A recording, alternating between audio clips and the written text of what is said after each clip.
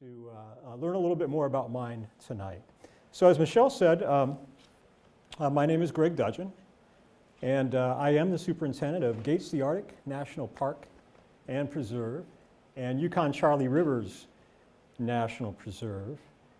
Some people have asked, why are those two parks managed together? And I'm going to get into that just a little bit later on. But first off, I'm going to tell you how I threw you a curve.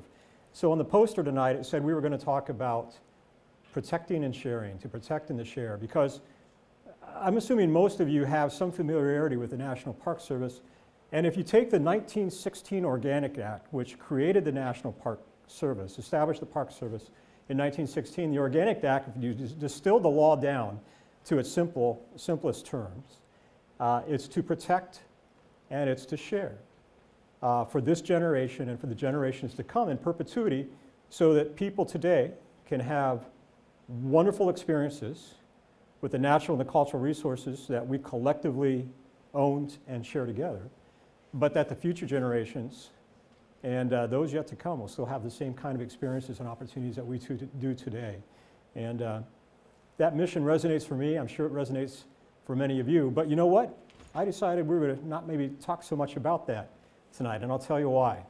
So the image I have in front of you, where is this?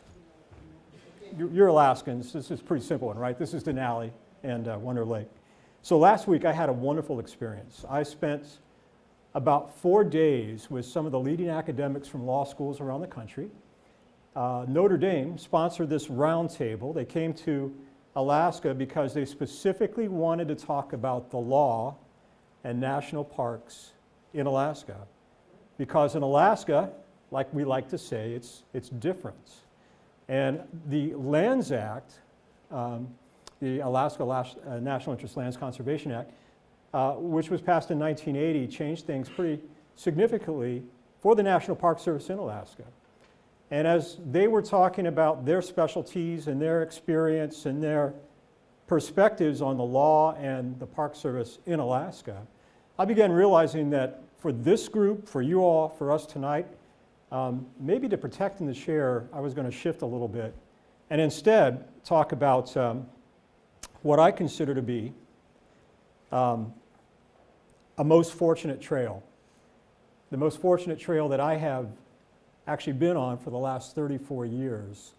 And that has to do with the parks in Alaska.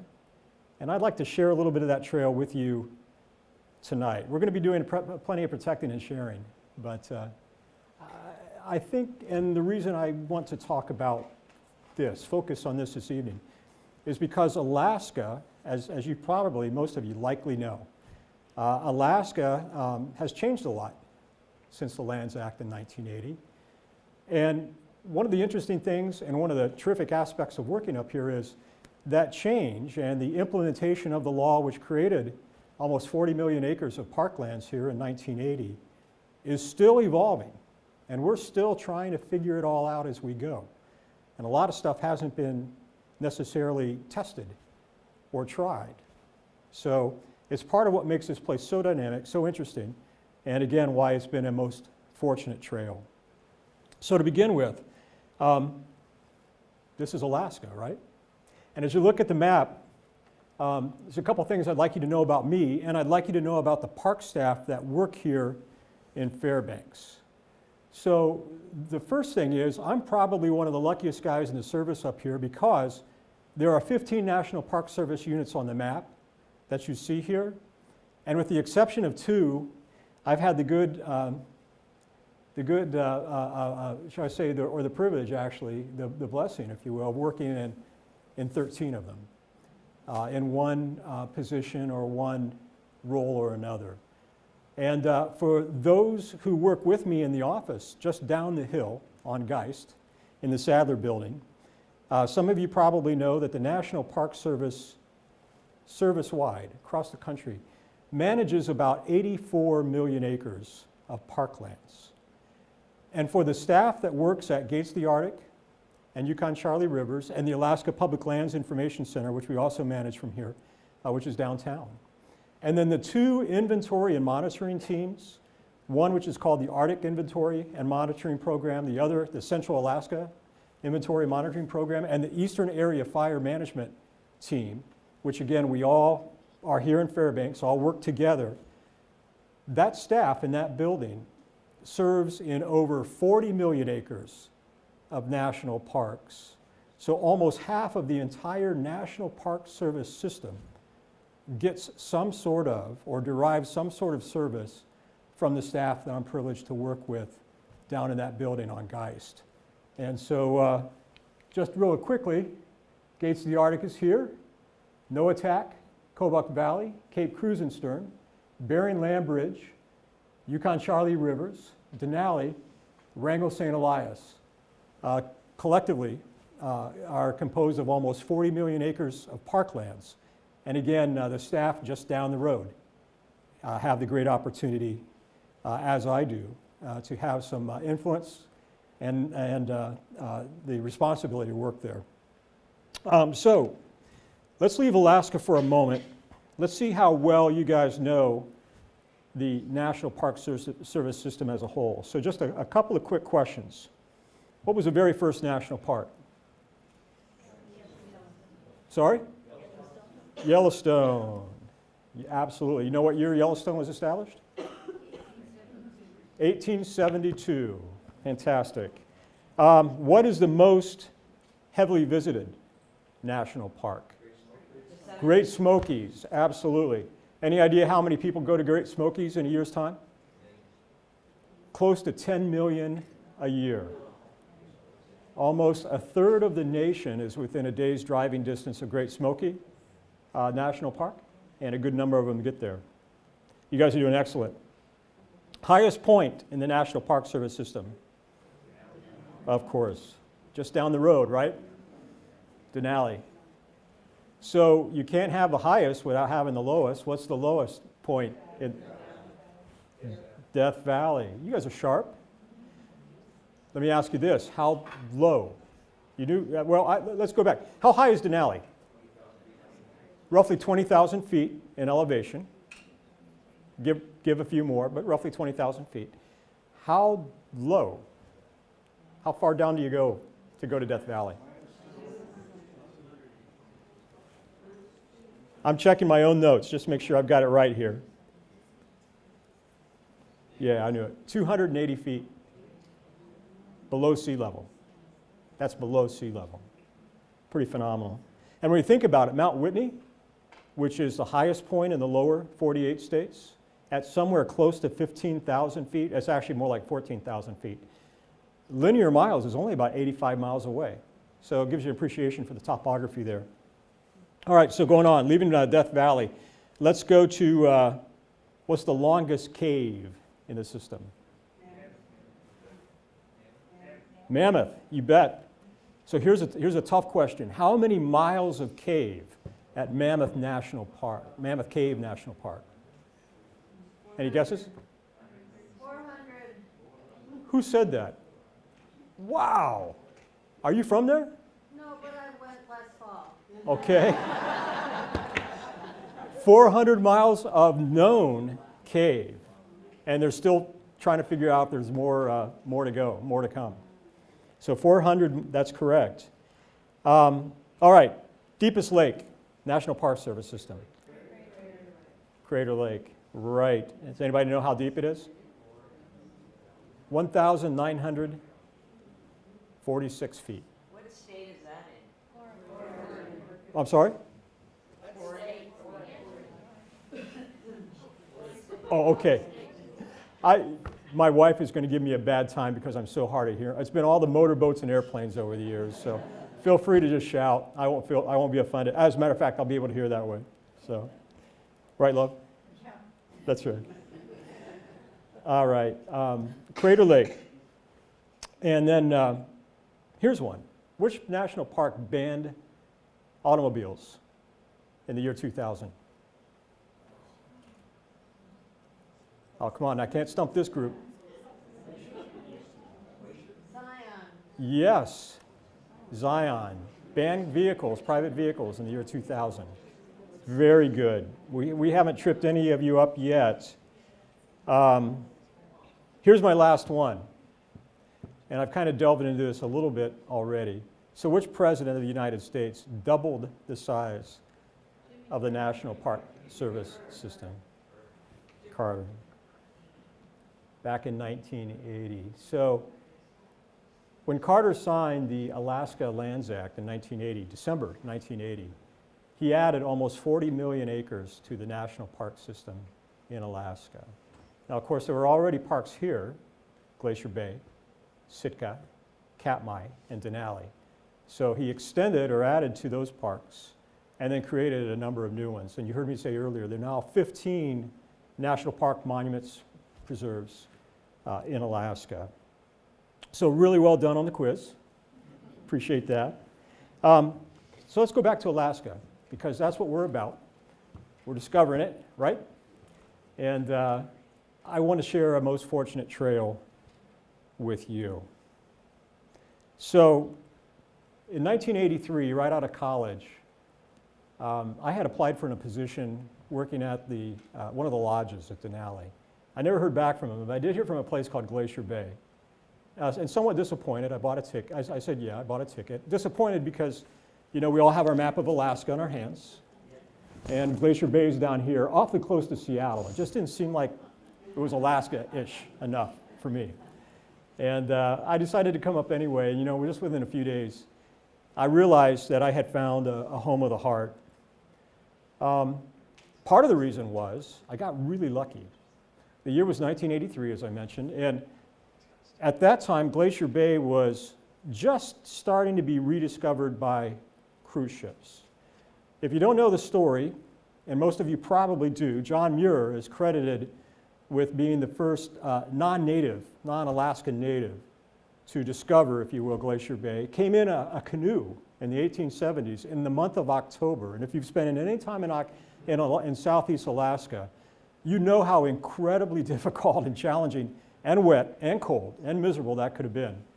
But Muir was very interested in seeing this Sumdum Bay, which was the sort of the English translation, because he had a theory that Yosemite Valley had been created by glaciers and not by earthquakes or by floods, which was the common knowledge of the day.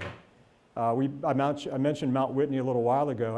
Actually, it was a gentleman named Whitney, who the mountain is named after, who was quite convinced Yosemite was the result of earthquakes.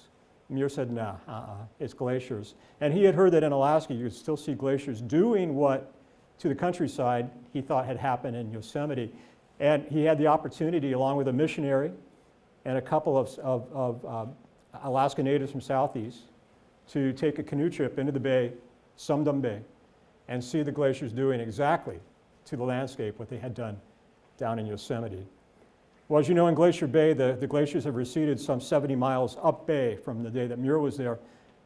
And when the glaciers receded, it became habitat, marine habitat for mammals and fish and plants that, of course, weren't there in Muir's day. And one of those mammals was, of course, the humpback whale, which in the 80s was still considered to be endangered. And part of the concern was, as the cruise ships, that's where I started, the cruise ships were starting to rediscover Glacier Bay at the time. There had actually been a large cruise ship trade in Glacier Bay in the 1800s after Muir's trips. But in 1899, there was an earthquake that had created quite a sizable amount of calving. And there was so much ice in the water that the ships could no longer safely navigate the bay. And so they stopped going. And it wasn't until really the 60s that ships started coming back in, cruise ships started coming back in. And the large cruise boats that we think about today really didn't start until even later in the 80s. So in the early 1980s, 1983, as I landed there, the park was already concerned about increasing cruise ship traffic and its effect on humpback whales. And so I would work for the lodge during the day, and in the evening hours, I found out that the first whale biologist that the park ever hired, his name was Larry Bright, and maybe some of you know him, he lived in Fairbanks for a while, was busy photographing the flukes or the tails of whales. Now, why would he have been photographing whales' tails? They're all individual, right? Humpback whales' tails are shaped and colored differently. They're like our fingerprints. And so here I was, fresh out of college. I had a little experience driving a boat. So I'm driving this Boston whaler, the irony, while Larry's taking photographs of whales' tails. And the idea was to try to start a catalog so we know what whales were coming to the bay, where they were going, how long they were staying, what they were feeding on, all that sort of thing. And who in the world, coming out of college, getting to ride a boat, drive a boat after whales in southeast Alaska, wouldn't fall in love with the National Park Service? Guilty as charged. And not only did I have an opportunity to work with Larry and get to know about the science of humpback whales, but maybe even more importantly, actually way more importantly, I really became, for the first time, familiar with the mission of the National Park Service, and even better yet, the people of the National Park Service. As I met Kim Hecox and others who I could name, and you would probably recognize their names because some of them have gone on to even bigger things with their photography and their writing and the stories that they tell. The mission really resonated. Again, that protect and share mission. And I thought, I want to do this. So I really changed course at that time and again, got on my most fortunate trail.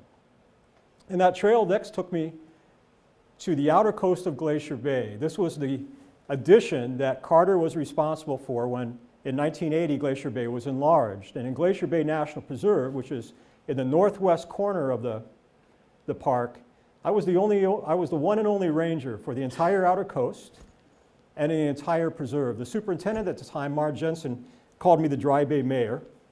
And part of that was because there was an increasing number of river rafters coming down the Alsec River, Tachinshini and the Alsec River, and because at the time there was a very lucrative commercial fishery, set gillnet fishery going on in river, freshwater set gillnet fishery.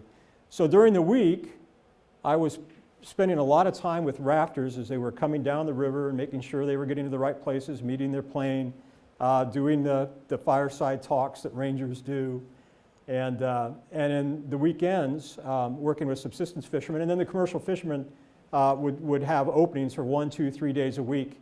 And at that point, I'd go into my law enforcement role. And I just had an absolutely wonderful time, particularly if any of you have ever rafted, would love to see a hand, the Tachinshini or the Alsec River, if you have been down, so you know what I'm talking about. So from 1990 to 1996, the Yakutat area and upper part of Glacier Bay was my home. And it was about that time, actually, when I arrived, that, again, I had an opportunity, kind of like that one in Glacier Bay with Larry Bright, that positioned me, fortuitously for me, to be able to help the park, but also to help to grow in my own self-awareness and as well as my career. How many of you remember Windy Craggy Mine? One person's hand up. So, if you can imagine, you have Glacier Bay, the northwest corner of Glacier Bay, you have the southeast corner of Wrangell St. Elias, and you have Kluane. And they're in the middle of these three amazing national park areas for Canada and the United States, UNESCO World Heritage Sites, all three, was a world-class lode of copper in the mountain. An entire mountain essentially made of copper, Windy Craggy. And a company from Canada that wanted to mine it. And it was going to be an open pit copper mine between the Alsec and the Tachinshini, in between those three conservation units, World Heritage Sites. And again, nothing against mining, but this was such a difficult area that the only way they had to deal with the tailings were they were going to take the tailings and put them on a glacier, thinking that over time the glacier would help to neutralize the acidic rock tailings. Well, at that point, you can imagine many of the conservation groups, many people who have an affinity for wild rivers, and even a number of politicians got involved. And for years, from about 1990 to 1993, I was able to host, meet, discuss, and visit with every single person that came down the river and wanted to talk about it, commercial fishermen and others who wanted to see these rivers and get a sense of what would this mine possibly do in terms of this corner of the world. And I met a man who became a good friend. Some of you may know him. Jay Dickman is a photographer for National Geographic. And Jay came up and he spent 1 week with me, and he was so moved by the area, he came back another week with his family. And we did a couple articles for National Geographic. Nancy Shute came and did some of the writing for us. And between Jay's photographs, Nancy's stories, and the conversations that we had at campfires and on the beach and in the fish processing plant, in 1993, the Canadian government decided, no mind, we're going to make it a provincial park. And next year, following that, the Canadian government, or the United Nations, made it a UNESCO World Heritage Site. So that area now is just as it was 1,000 years ago, and it will be in the future just as it is today. And it's a big area. Sorry again? It's big. It's like 2.3 million acres. It was probably one of conservation's greatest accomplishments, I would say, last millennium, last century. Last century. So here comes 96. And again, the trail, yes? Just one question. The previous slide, what river and what glacier was that in the previous slide? The glacier and the river? That was the Alsec. And if you go upriver, this is Alsec Lake. And if you go upriver, I'm trying to remember the name of the glacier, comes in behind the Deception Hills. I'll have to look at a map for you later. But the foreground, that's Alsec Lake. Further down, you'll go to Dry Bay and then the mouth of the Alsec River. 96, got a phone call from an old friend, the guy that convinced me that if I really wanted to work with the National Park Service, I probably best get my law enforcement commission. So two of us actually heeded his call. Jeff Mao is now the superintendent at Glacier National Park in Montana. And he and I went to law enforcement ranger school at the same time, 1990 in Santa Rosa. When I came back out of there and worked in Glacier Bay, as you now know, for a few years, in 96, the guy that told me I ought to go do that called me from Nome and he said, hey, I've got a chief ranger's job. What do you think? I said, sign me up, coach. So I ended up going to Bering Landbridge National Preserve, working in Nome. And I had no idea that the Pleistocene was still alive and well in some parts of the world. And on the Seward Peninsula, for those of you who've been out there, you know exactly what I'm talking about. The sense of timelessness out there is amazing. But even there, things were already changing.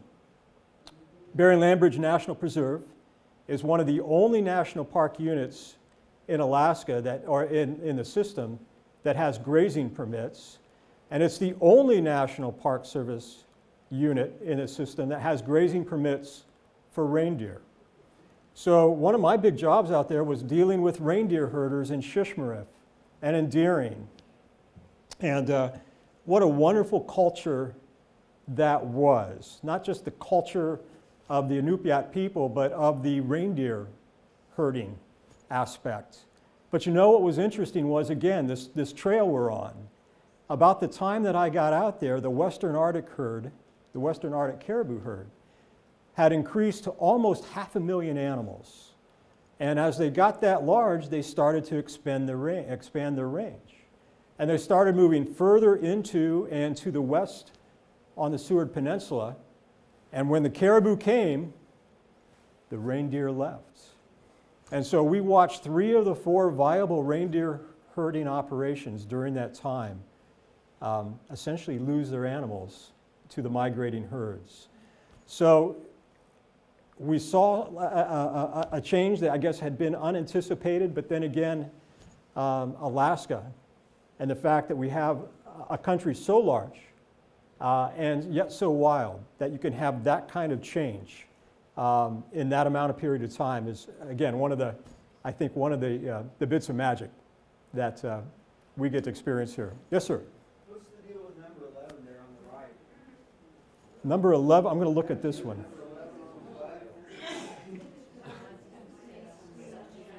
Do you see a brand or is it a well,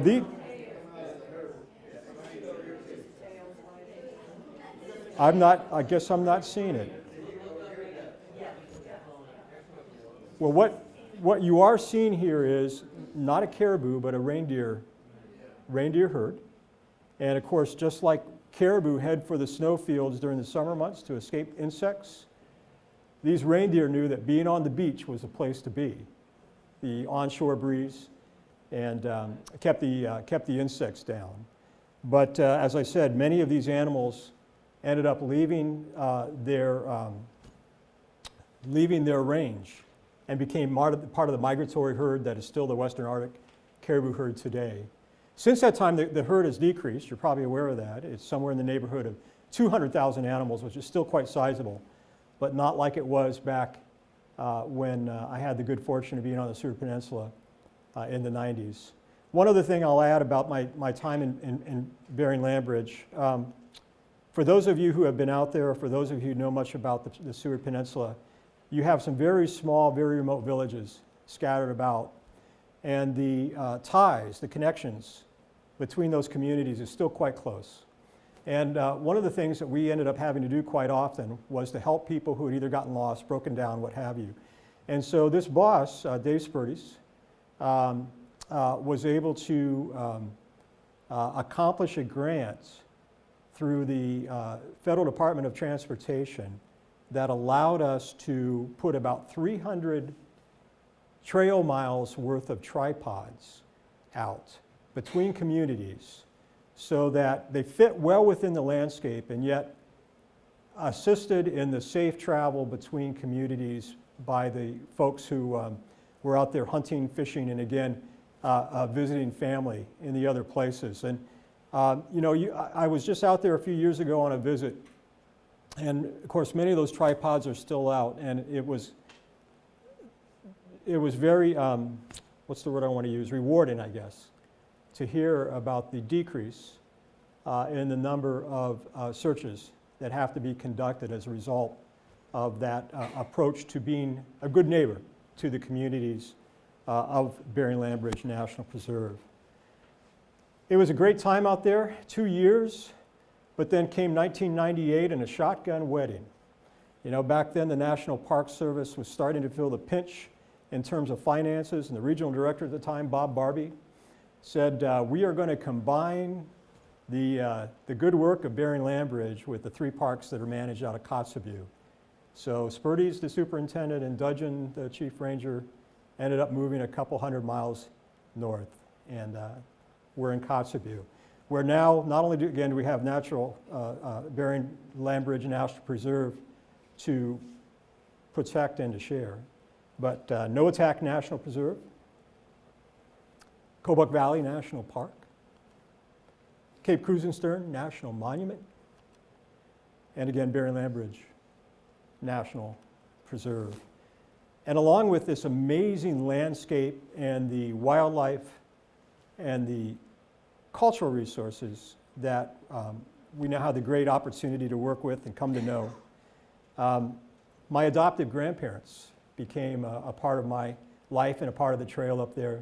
Bob Ewell was conscripted in the Army during World War II. Kid from California, had never been out of his small farm town.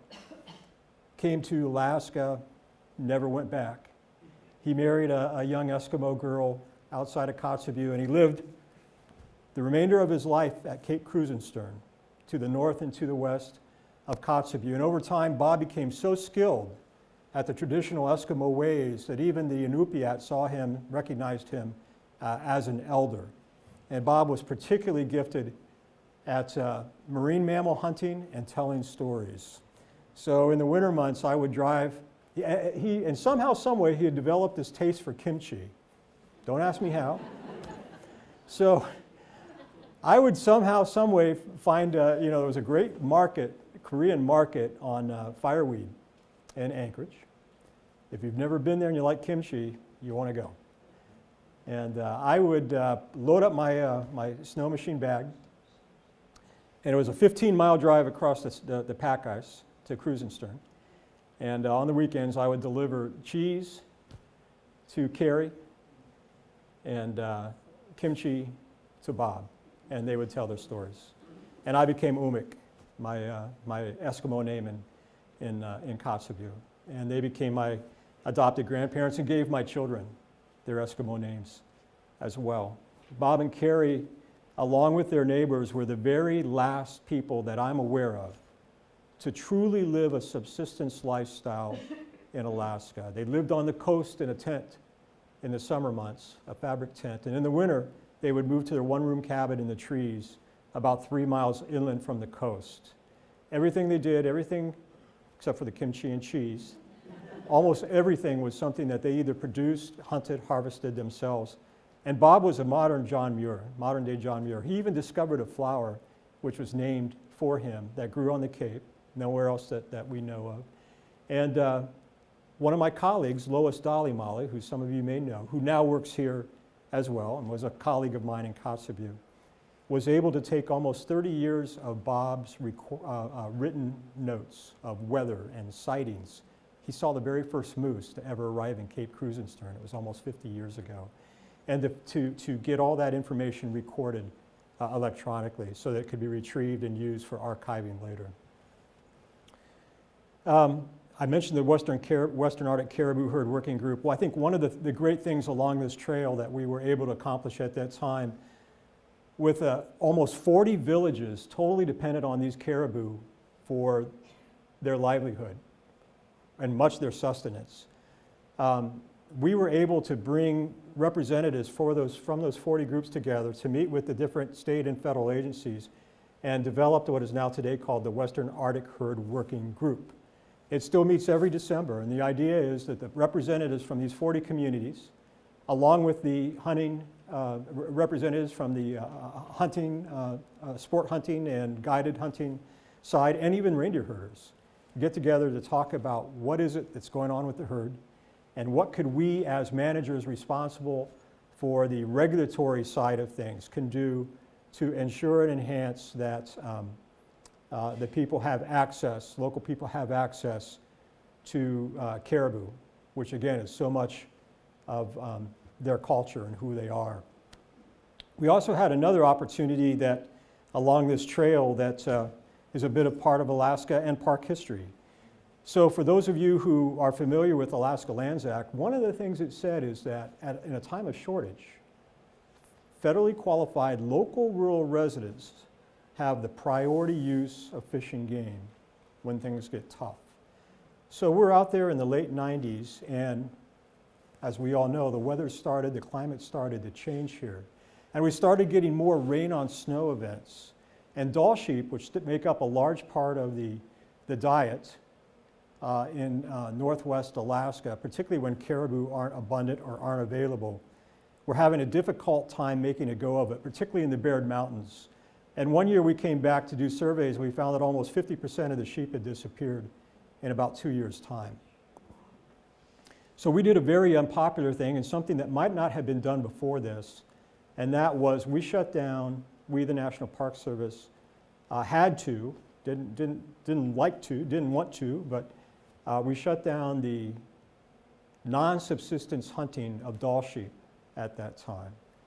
And we had a good friend out there who was a sport hunting guide who had clients already, who had already committed to and paid for their Dall sheep trip. So very good naturedly, he said, you know, I'm going to have to sue. And we said, you know, we're going to have to stick with the regulations, with the laws, the statute as we know it. And so it was the first time that I'm aware of that this clash, if you will, on a National Park Service area between the subsistence, the local rural priority, and the sport hunting side over Dall sheep ever took place. And the case went all the way up to the Supreme Court. They decided not to hear it. They decided that the decision at the court, Ninth Circuit below would stand, and that was for the rural resident, for the decision we had made. And as far as I know, Dall sheep hunting, sport hunting, is still something that does not occur in the Baird Mountains today. If it does, it's very, very limited. As a result of those sheep has still not rebounded. And as we know, sheep are doing now poorly in many of their habitats here in Alaska, likely as a result of climate change. So we've been talking a lot about Alaska. One of the things I would have shared with Michelle and I didn't, but I'll share with you, is that in the last 34 years, and with the exception of 2 years, all of my career time has been in Alaska. But I had an opportunity to go south. This doesn't look like Alaska. I, for 2 years, left the state to go down and took my first superintendent's job in southeast Utah and southwest Colorado. And again, part of this wonderful trail, a fortunate trail that I've been on. I knew nothing about Hovenweep. Has anyone ever been there? Really? Fantastic. Natural Bridges National Monument was the other park I got to manage. And at Hovenweep, I learned a couple of life lessons as well that helped me both personally as well as professionally. You know, Utah doesn't always necessarily look favorably upon federal conservation lands. Now that's a broad brush, and I don't mean to paint everybody with that, but from a political side, it was sometimes delicate and sometimes difficult there. And we had one state senator, who often sounded like he didn't like the National Park Service very well. But he was aware that at Hovenweep, the rangers had to leave the park, drive 2 miles down a dirt road, and connect their computer to a wire that came down from a telephone pole to get their email. And he also realized that even though Hovenweep was a small corner of the state, it was a pretty special place. It was actually one of the first national park units to be established. And so while this senator talked one way, he did other ways. And he and I were able to cut the ribbon on this brand new visitor center at Hovenweep in the year 2001. And the lesson I guess I learned there that I wanted to share was that it's not what I do, it's not what I say, it's what I do. That was a lesson that senator taught me. And I think it's probably something good for us to remember, particularly in this day and age, where sometimes the rhetoric can get a little bit heated. But that doesn't always necessarily represent where people's hearts and minds are at. And I learned a good lesson through the building of this building and through its again, the great support we got from the Utah delegation, even though, again, it's what I do, not what I say.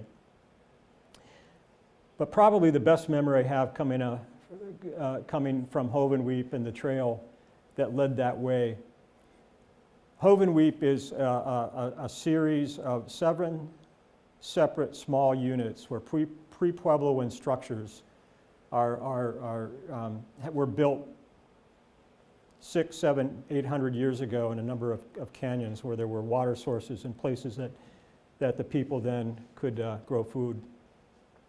And stabilizing these structures was expensive, difficult, and challenging. And we also knew that the economy and the communities were hard-pressed in the area as well. Make a long story short, we reached out to the Hopi Nation and wondered if we could help to train their youth to do the kind of stabilization that was needed at Hovenweep and was also needed on their reservation on the Hopi Nation lands. Very similar structures, same kind of heritage. And initially the Hopi were somewhat reluctant. They said, our worldview is everything has its time and then it goes to the ground. And that includes buildings. And we explained to them that while we certainly understood and honored that approach, that for the National Park Service, we're all about protecting, sharing, and perpetuity. And that these were the footsteps of the ancestors. And as they thought about that a little bit, they said, maybe we could work with you on this. And so we started to see groups of Hopi youth and Hopi elders. The elders would kind of keep the youth motivated, moving forward, and keeping the bright lines.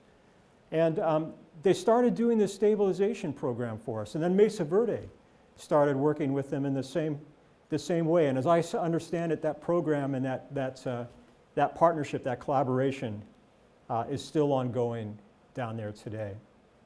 Natural Bridges was 70 miles to the west in Utah, an absolutely beautiful park to work in. And again, one of the older parks. And as a part of my learning experience and a part of, again, the trail, when I arrived, the park had just recently completed a general management plan, which is sort of like a 20-year business plan. It says, these are the things we're going to focus on, these are the priorities, these are the things that we're going to work on. And one of the things that business plan said was, the general management plan, the business plan said was, we were going to be taking down and doing away with this very large day-use picnic area that was on the 10-mile loop drive. Anybody ever been to Natural Bridges? You maybe have even seen that picnic area.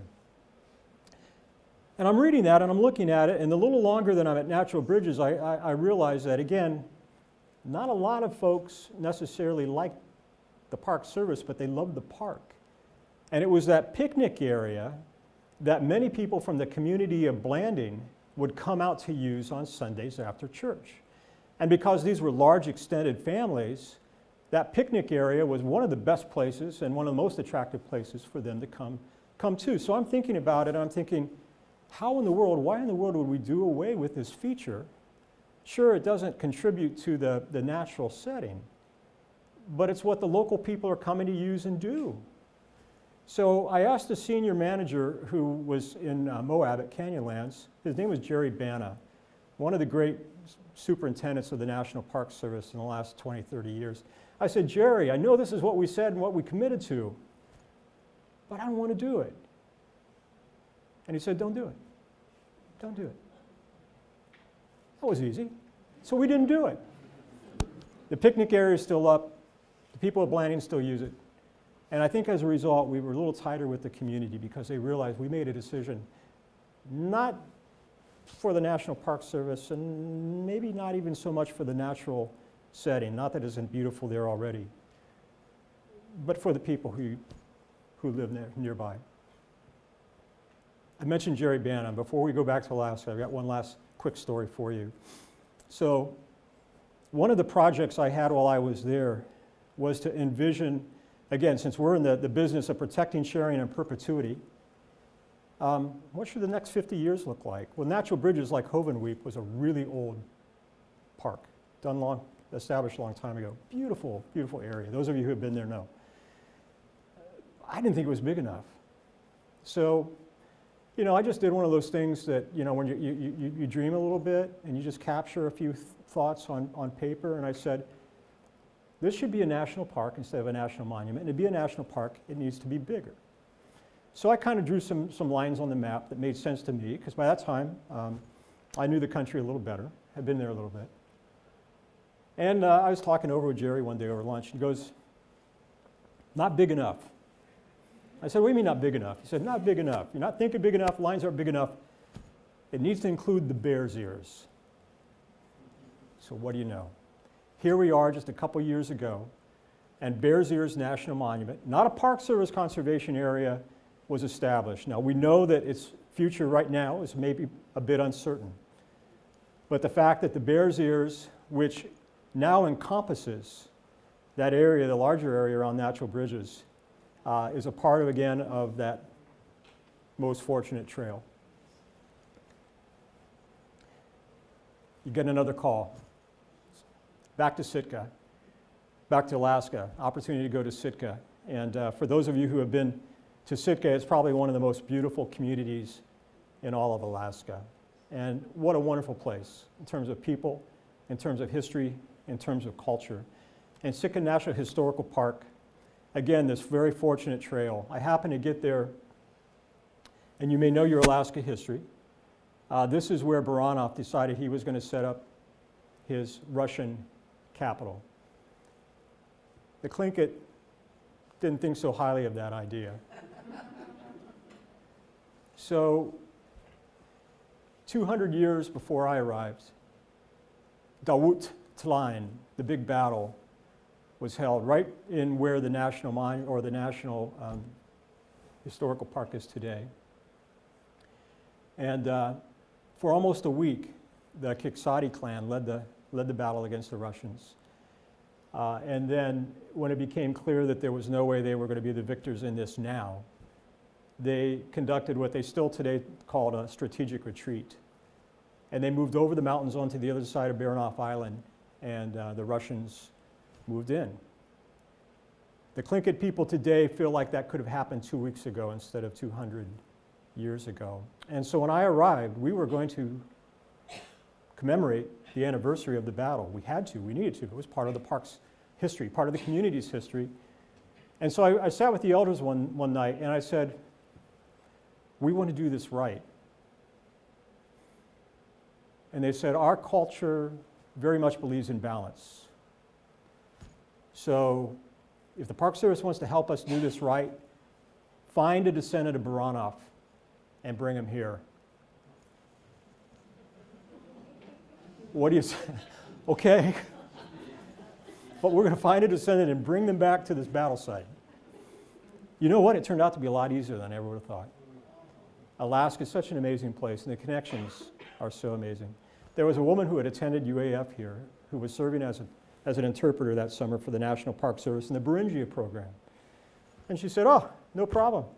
I know somebody who is going to know somebody who will know somebody. So Irina Afrosina is a woman who I talked to on the phone, and in halting English, she explained to me how her grandmother had raised her and her siblings and had told her stories about the Baranov family in Alaska. And she still had some of the journals, which she told me would have been hazardous for the family to carry, because once things started to happen in Russia in the early 1900s, having been a merchant, having been a capitalist, as the Baranovs were, having been of that political background, was dangerous to the family. And so their fortunes had certainly declined, but the family stories had not.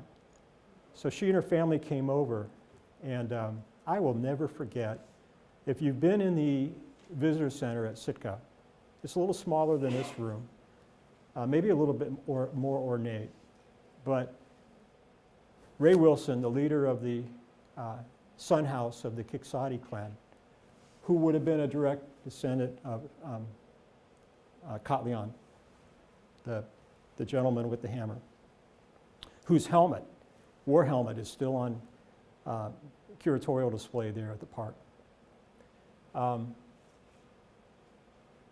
Embraced Irina Afrosina with tears streaming both down their eyes. And it still touches me today to think about that. And she said, you know, in Russian culture, she said the number 3 is really special. And she referred to the first attempt at peace that the Russians and the Tlingit had not too long after the battle, when Baranov, being a very smart man, had a peace helmet, which still is on display at the Sitka National Historical Park, made for the Tlingit as a token of peace. It was accepted, but with fingers crossed. And there was a second attempt, which my memory is fading a little bit in terms of when that happened and what that looked like, but I believe it had in part to do when the Russians started doing away with the fortress between their part of Sitka and the Alaska Natives part of Sitka, which was on the other side of the blockade. But she said, this is the third attempt at peace, and this will be the lasting one. And for 3 days, we celebrated rather than commemorated the battle and the outcome, and the fact that while remnants of the Russians are still there, it's the Tlingit people who live there and call Sitka and the surrounding area still home today. As a matter of fact, we were able to celebrate by the historic collection of totem poles that was brought to Sitka in the early 1900s, was just missing one. One had deteriorated to the point where it couldn't be displayed any longer, fallen apart. And we were able to fund the replica and to see that installed at the end of near the end of my tenure. And that brought us here. 2007, got the opportunity to come to Fairbanks, where now, of course, I'm part of the team that protects and shares Gates the Arctic National Park and Preserve. and Yukon-Charley Rivers National Preserve. And I know we have a lot of people in here who love parks and who love Alaska and love their community. I had no idea that one of the toughest battles I was going to face yet in the Park Service would be within our own staff. Gates of the Arctic is 8.5 million acres. That's about 4 Yellowstones. We have no real infrastructure inside of it all. The whole idea was to maintain it as a wilderness so that people could see and experience and get a sense that they could be the first person to stand in a particular place at any given time. When Bob Marshall saw that ground and saw the Brooks Range, parts of the Brooks Range, he would often write about his feeling that he was standing somewhere where no human had ever stood before. And our intent and our purpose there is to still try to provide that same opportunity for people today as well as into the future. But when I arrived, it was quite clear that we had another responsibility too, and that is that, as we know, things are changing in our world, and there was a lot of interest and, to a degree, a lot of pressure to take this big blank spot on the map in terms of climate. As you look at a map of the globe at this latitude of Gates of the Arctic, very, very little in terms of understanding, knowing what the climate is doing. And so almost split right down the middle, not only in the park, but also in the regional office and even in Washington, D.C., there was a push to put some climate stations in the Glacier Bay so we could help to start to fill in the blanks about what's going on with the canaries and the mine shafts out there from a climate and weather perspective. So I'm talking to some of the specialists who really know their stuff, and they're telling me for an area that size, you're going to need 58 to 60 climate stations.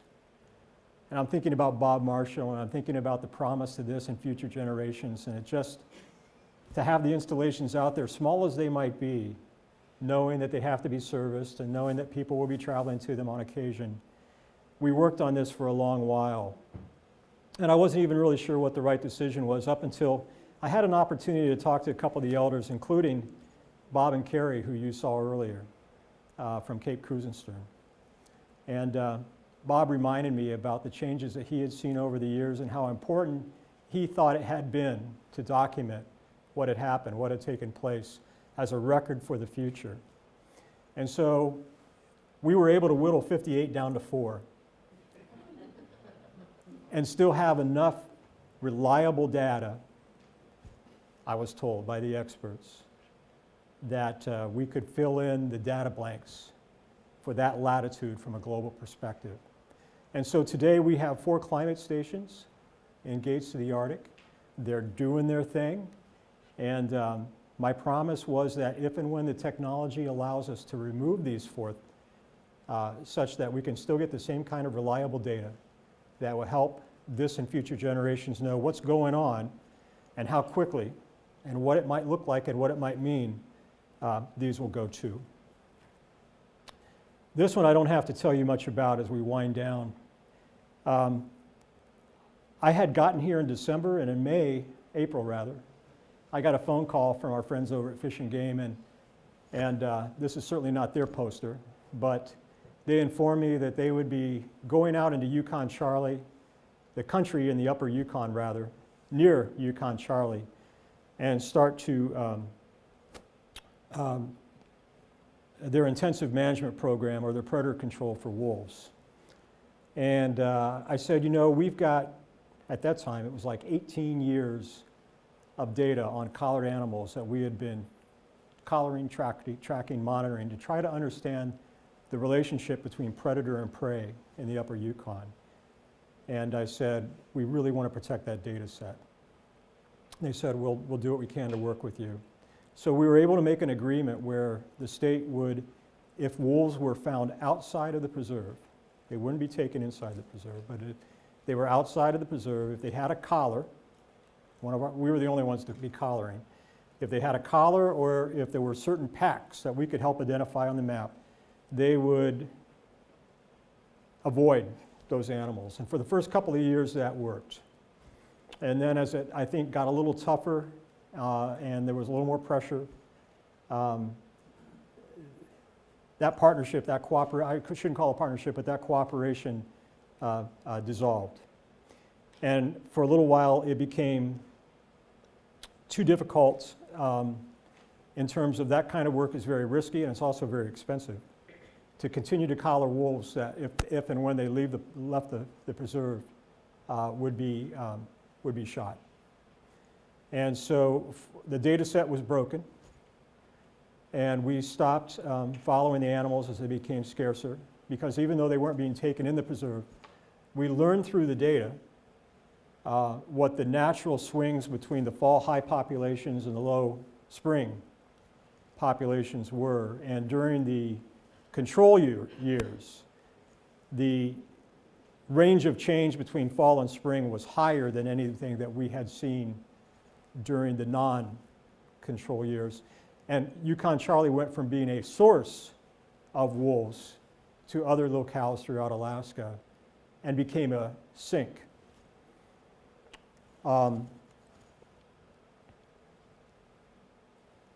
But you know, there's always a new day and a new perspective.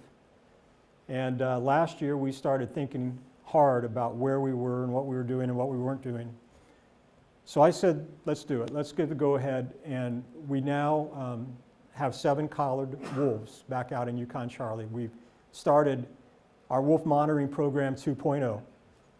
And in addition to tracking and following our collared animals, we're delighted to say that Denali, unknowingly to them, contributed to the population. I mentioned a moment ago that YukonCharley at this point is a sink for wolves, but a collared animal from Denali made its way into YukonCharley, found a female, and they are now raising a family of 5 kids. And the park is not only monitoring by radio collar, but we just had another well-known photographer who specializes in doing photography of wildlife using remote cameras and sensing and that sort of thing. So people are going to be able to follow the story of the YukonCharley wolves through images, as well as through narrative and through maps. One more thing that we've been able to do in YukonCharley that I'd like to mention, and this brings us back to where my good friend Michelle was when she introduced me earlier today. Before I arrived, Coal Creek Camp had been rehabilitated 100 miles down the Yukon from Eagle. Some of you maybe have been there already. I know we've got a couple that spent some time there here recently. Coal Creek Camp was a mining camp from the 30s up until the early 70s. And when it became part of Yukon-Charley rivers, the miners left everything just like they had gone off to lunch or home for the evening. Clothes, boots, shoes, tools. It was wonderful. The National Park Service saw the value in rehabilitating and making the buildings and the structures safe enough that they could be used. And today we use Coal Creek Camp, 100 miles down the river from Eagle, for education, for outreach, for science, for firefighting. And now we're even using it for composing. For the last 5 years, we've had music composers from across the country and even from around the world who will spend a week in Denali in the back country with different ologists, learning everything they can from the ground up. And then they come to Fairbanks, where we take them out to Coal Creek Camp, and they have 4 days in the wilderness of Yukon-Charley to write original music, inspired by, written for, with themes about the parks. They come back here, they practice with professional musicians for 3 or 4 days, and then perhaps some of you have been and attended their concerts, which take place as a part of the final days of the Fairbanks Summer Arts Festival. We'll be doing that again this year. Last year, being the centennial of the National Park Service, we cobbled up the idea, why don't we take some of the best of these pieces and take them not only elsewhere in Alaska, but across the country to help celebrate not only YukonCharley and this composing in the wilderness that takes place there, but the National Park Service Centennial. And so we had concerts here in Fairbanks and in Homer before we went to New York City and Washington, D.C., where people back there got a taste and flavor of your backyard through the Composing in the Wilderness program. So it's been a great trail. And rather than looking at this as a sunset, I look at it as a sunrise. I don't know what the next chapters will look like, Should Michelle ever invite me back in the future, I'm sure that there will be additional chapters. But I would like to say, and I would like to encourage you, if you haven't been out there, if you haven't thought about it, again, these national parks, like Alaska, are very, very special places. They're in your backyard. Some are a little harder to get to than others, but I would encourage you, I would insist that you go out there, find your park, and find and make your own most memorable trail. And with that, I'm going to say thank you for your time, and thank you for your interest and for being here tonight. Appreciate it.